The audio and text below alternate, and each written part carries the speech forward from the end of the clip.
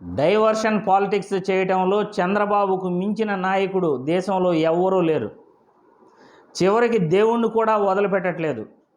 కులాల్ని రెచ్చగొడతాడు, మతాల్ని రెచ్చగొడతాడు, అవసరమైతే దేవుణ్ణి కూడా రాజకీయంలోకి లాగేస్తాడు. ఇలాంటి నాయకుడు మాటలు ఎంతవరకు ప్రజలు నమ్మాలి అనే దానిపైన మీకు క్లారిటీ ఇస్తాను. టీటీడీ వాళ్ళు ఏ కాంట్రాక్ట్ ఇవ్వాలన్నా కానీ బోర్డు సభ్యులు ఆమోదించాలి. బోర్డు సభ్యులు ఆమోదించిన తర్వాతే తక్కువ ధరకు ఎవరైతే కోట్ చేస్తారో, తక్కువ ధరకు ఎవరైతే కోట్ చేసి L1 అనుమతులు వాళ్ళకు ఉంటాయో అటువంటి సంస్థకే టీటీడీ కాంట్రాక్ట్ ఇవ్వటం జరుగుతుంది. మార్చి 12వ తేదీ అనుకుంటా ఈ కొత్త టెండర్లకు ఆహ్వానం ఆన్లైన్లో పెట్టారు. అప్పటికి ఎన్నికలు కూడా అమల్లో ఉంది. వైసీపీ ప్రభుత్వం లేదు. అప్పుడు ఎన్నికలు కూడా అమల్లోకి వచ్చిన తర్వాత ఎన్నికల కమిషన్దే బాధ్యత అవుతుంది. మే 15వ తేదీ ఏఆర్ డైరీకి ఈ కాంట్రాక్ట్ నెయ్యి సంబంధించిన కాంట్రాక్ట్ ఇస్తున్నట్లు లెటర్ రిలీజ్ చేయడం జరిగింది, అప్రూవల్ ఇవ్వటం జరిగింది. అంటే టెండర్ మొదలైన రోజు నుండి కూడా మే 15వ తేదీ ఏఆర్ డైరీకి పర్మిషన్ ఎప్పుడైతే రిలీజ్ చేశారో అప్పటి వరకు కూడా ఎన్నికల కోడ్ అమల్లోనే ఉంది. వైసీపీ గవర్నమెంట్కు ఏమాత్రం సంబంధమే లేదు. జగన్మోహన్ రెడ్డికి అసలు సంబంధం లేదు. అసలు టీటీడీలు ఆహార పదార్థాలు కావచ్చు, ముడి సరుకులు కావచ్చు, లేకపోతే నెయ్యి కావచ్చు, ఏదైనా వస్తే ముందుగా దిగువ తిరుపతిలో టెస్టింగ్లు చేస్తారు. విశ్రాంతి శాస్త్రవేత్త మరియు నిపుణులైన మరో 15 మంది టీటీడీ ఉద్యోగులు, health officer, TTD health officer వీళ్ళందరూ కలిసి ఆ యొక్క శాంపుల్స్ని చెక్ చేయటం జరుగుతుంది. ఆ నెయ్యి ఏదైతే తిరుమలకి వెళ్తుందో ఆ నెయ్యిని 3 శాంపుల్స్ తీసుకొని క్వాలిటీ చెక్ చేస్తారు. క్వాలిటీ బాగలేకపోతే అక్కడనే రిటర్న్ పంపించేస్తారు.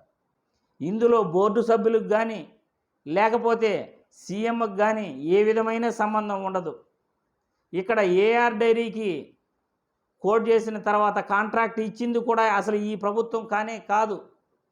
ఎన్నికల కోడ్ అమల్లో ఉంది అప్పుడు. అటువంటప్పుడు జగన్మోహన్ రెడ్డి పైన చంద్రబాబు ఎలా నింద వేస్తాడు అని ఈ వీడియో ద్వారా ప్రశ్నిస్తున్నాను. అసలు చంద్రబాబు దేవుడు ప్రతిష్టను దెబ్బతీసేందుకు ఇంతలా దిగజారిపోతాడని ఏ ఒక్కరూ కూడా అనుకోవట్లేదు. శాంపుల్స్ గుజరాత్కు ఎన్డీడీపీకి పంపింది ఎప్పుడు? జూలై 6వ తేదీ పంపాము అని ఈఓ గారు చెప్తున్నారు. జూలై 6వ తేదీ పంపి 23వ తేదీ రిపోర్ట్ వచ్చింది. అప్పుడు ఏ గవర్నమెంట్ అధికారంలో ఉంది? టీడీపీ కూటమి ప్రభుత్వమే అధికారంలో ఉంది.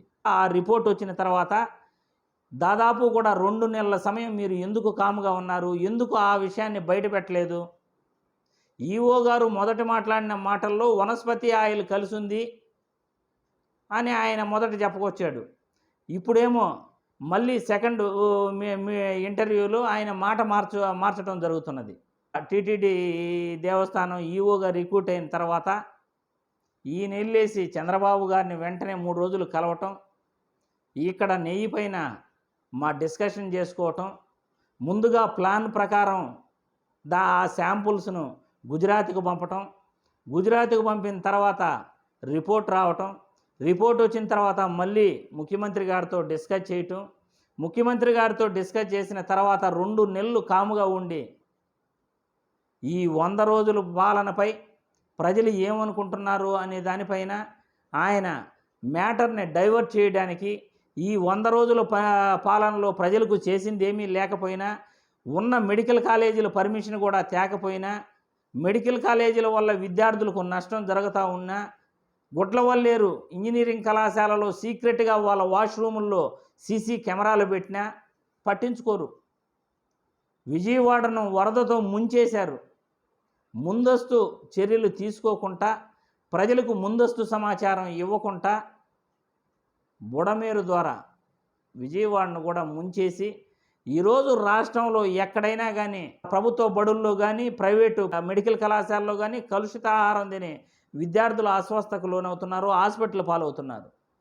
ఇన్ని తప్పులు పెట్టుకొని 100 రోజుల పాలనలో చెప్పిన హామీలు ఏ ఒక్కటి కూడా నెరవేర్చకుండా సెల్ఫ్ ఫైనాన్స్ సీట్లు మెడికల్ కాలేజీల్లో నేను వస్తే తీసేస్తాను అని హామీ ఇచ్చి సెల్ఫ్ ఫైనాన్స్ సీట్లను మళ్ళీ కంటిన్యూ చేస్తూ అటు విద్యార్థులకు నష్టం చేస్తూ, ప్రజలకు నష్టం చేస్తూ, సంక్షేమ పథకాలు ఇవ్వకుండా, ఫీజు రీయింబర్స్మెంట్ ఇవ్వకుండా, అభివృద్ధి కార్యక్రమాలు చేయకుండా, తన పరిపాలనను డైవర్ట్ చేయడానికే మంచి ఇష్యూ చంద్రబాబుకు దొరికినట్లుగా దేవుణ్ణి కూడా రాజకీయంగా ఆయన వెంకటేశ్వర స్వామిని లాగేశాడు.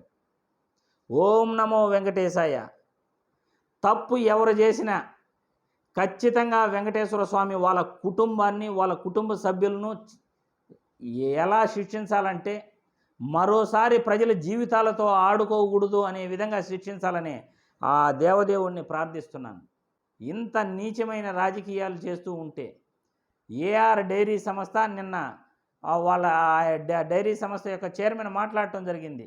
మేము ఎటువంటి కల్తీ చేయలేదు, మా సంస్థ ఒక మంచి పేరుంది, మేము టీటీడీకి అన్ని ఆధారాలతో సహా క్వాలిటీ గురించి నెయ్యిపై మేము సమాచారం ఇచ్చాము. ఏదైనా ట్యాంకర్ పైకి వెళ్ళే ముందుగానే ఆడ ల్యాబ్లో 3 శాంపుల్స్ చెక్ చేస్తారు, చెక్ చేసిన తర్వాతే పైకి పంపుతారు, మళ్ళీ పైన కూడా మళ్ళీ చెక్ చేస్తారు. తిరుమలలో 2 సార్లు చెక్ చేసిన తర్వాత ఆ నెయ్యిని ప్రసాదాలకు వాడటం జరుగుతుంది. మరి మా పైన ఎలా నింద వేస్తారు అని ఏఆర్ డైరీ సంస్థ చైర్మన్ కూడా ఆయన కూడా నిన్న మాట్లాడటం జరిగింది. ఇంత దుర్మార్గమైన చర్య, ఇంత నీచమైన చర్య, ప్రజా సమస్యలపై స్పందించకుండా పరిపాలనను అడ్డదారి పట్టించేందుకు, పక్కదారి పట్టించేందుకు దేవుణ్ణి కూడా రాజకీయాలకు లాగడం, తిరుమల లడ్డూ ప్రసాదంపై భక్తుల మనోభావాలు దెబ్బతినేలా మాట్లాడటం, జంతువుల కొవ్వు లడ్డూలు కలిసిందనటం, దాన్ని ప్రజలు కూడా తినేశారని చెప్పటం, ఇవన్నీ దుర్మార్గమైన చర్యలు. వైవి సుబ్బారెడ్డి గారు ఛాలెంజ్ విసురుతున్నారు గత 3 రోజులుగా. కుటుంబ సభ్యులు, పిల్లలతో, మనవళ్లతో కలిసి నేను తిరుమలకు వస్తాను, దేవుడి ముందు ప్రమాణం చేయడానికి నేను రెడీ, మరి చంద్రబాబు వస్తాడా అని అడుగుతున్నారు. 3 రోజులుగా చంద్రబాబు ఆయన సవాల్ను ఎందుకు స్వీకరించట్లేదు అని ఈ వీడియో ద్వారా ప్రశ్నిస్తున్నాను. దేవుడి ముందు మీరు వైవి సుబ్బారెడ్డి సవాల్ను స్వీకరించే ప్రమాణం చేయొచ్చు కదా. ఈ వార్త నిజమైతే మీరు ప్రమాణం చేయొచ్చు కదా. ఎందుకు 3 రోజుల నుండి స్పందించట్లేదు? ఎలక్షన్ కోడ్ అమల్లో ఉన్నప్పుడు టెండర్ను పర్మిషన్ ఇవ్వడం జరిగింది. ఎలక్షన్ కోడ్ అమల్లో ఉన్నప్పుడు టెండర్ వేయడం జరిగింది. మార్చి 12వ తేదీ నుండి మే 15వ తేదీ వరకు ఆ టెండర్ల ప్రక్రియ జరిగింది. అటువంటప్పుడు వైసీపీ ప్రభుత్వానికి ఏం సంబంధం అని ఈ వీడియో ద్వారా ప్రశ్నిస్తున్నాను. కేంద్ర ప్రభుత్వం జోక్యం చేసుకుని నిజానిజాలు విచారించి ఈ టెండర్ ఎప్పుడు మొదలయ్యింది, టెండర్ ఎప్పుడు పర్మిషన్ ఇచ్చారు, నెయ్యి క్వాలిటీ చూడకుండా కొండకి ఎందుకు పంపారు, అసలు చంద్రబాబు ఈ విధంగా మాట్లాడడానికి వెనకాల వేరే కారణాలు ఏమైనా ఉన్నాయా? చంద్రబాబు మాట్లాడిన దానికి వంతగా ఆంధ్రజ్యోతి, ఈనాడు, టీవీ5, మహాన్యూస్ ఎందుకు తప్పుడు ప్రచారం చేస్తున్నాయి? వీటన్నిటిపైన సిబిఐ ఎంక్వైరీ చేయాలి. గత ప్రభుత్వానికి అసలు సంబంధమే లేదు, ఎన్నికల కోడ్ ఉన్నప్పుడు టెండర్ను పర్మిషన్ ఇచ్చారు. ఇది కూడా కనీసం తెలుసుకోకుండా 320 రూపాయలకే తక్కువ ధరకు నెయ్యిని కొన్నారు అని చెప్పి విషప్రచారం చేస్తున్నారు. ఆన్లైన్లో ఎవరు తక్కువ కోడ్ చేస్తే ఆ తక్కువ ధరకు కొంటారు అనే ఈ విషయం తెలీదా? ఏం మాట్లాడుతున్నారయ్యా మీరు? ఇంత నీచంగా దిగజారిపోయి మాట్లాడతారా?